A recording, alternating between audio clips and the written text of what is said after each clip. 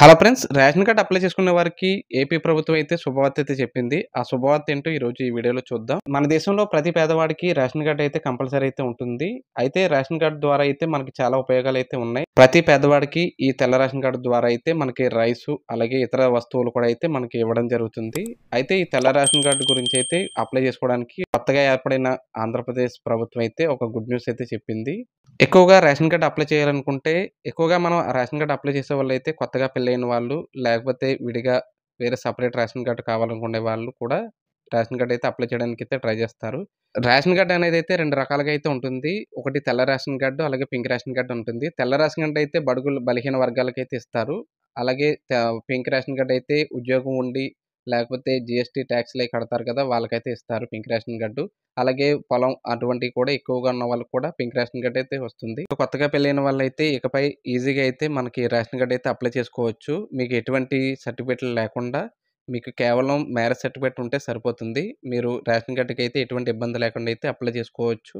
అలాగే మీరు ముఖ్యంగా చేయవలసిన పనేంటంటే, మీరు అమ్మాయి గాని, అబ్బాయి గాని మీకు సెపరేట్‌గా రేషన్ కార్డ్‌లు ఉంటాయి గదా! మీకు ఆ రేషన్ కార్డ్‌ల నుంచి అయితే మీరు ముందు క్యాన్సిల్ అయితే అవ్వాలి. క్యాన్సిల్ అయిన తర్వాత మీరు కొత్తగా రేషన్ కార్డ్‌కి అయితే అప్లై చేసుకోవడానికైతే అవకాశం ఉంటుంది. అయితే మనకి మ్యారేజ్ సర్టిఫికేట్ కావాలనుకుంటే మనకు దగ్గరలో మండలంలో సబ్ రిజిస్ట్రార్ ఆఫీస్ ఉంటుంది. ఆ ఆఫీస్‌లో మనకి అప్లై చేసిన 2, 3 డేస్‌కి అయితే మనకి మ్యారేజ్ సర్టిఫికేట్ అయితే వస్తుంది.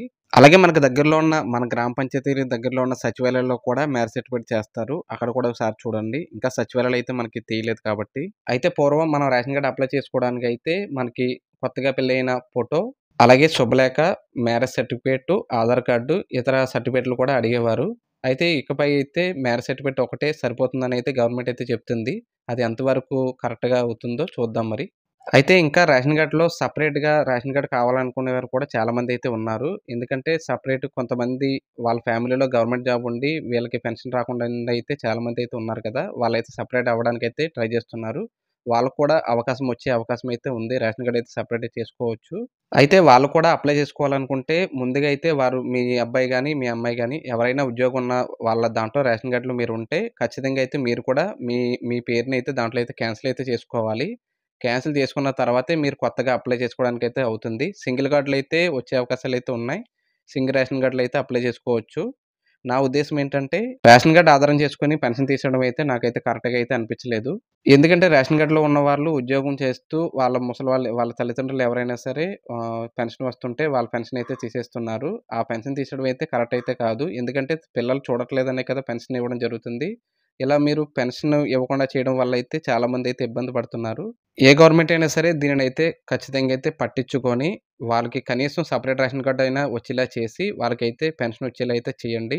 ఈ ప్రాబ్లమ్ ఎలా ఉంటుందంటే, ఉద్యోగం చేసేవాళ్ళేమో ఒక దగ్గర, వాళ్ళ అబ్బాయి అయినా, అమ్మాయి అయినా సరే, వీళ్ళ ముసలి వాళ్ళేమో వేరే ప్లేస్‌లో ఉంటారు. అయితే పట్టించుకోవడం అయితే మానేస్తున్నారు కొంతమంది, అందరూ కాదు. దీనివల్ల వాళ్ళకైతే వచ్చే పెన్షన్ కూడా ఆగిపోతుంది కదా! వీళ్ళకి ఒక గవర్నమెంట్ జాబ్ రాకపోవడం వల్ల. దానివల్ల అయితే వాళ్ళకి కనీసం పెన్షన్ అన్నా వస్తే వాళ్ళు బతకడానికైతే అవకాశం ఉంటుంది.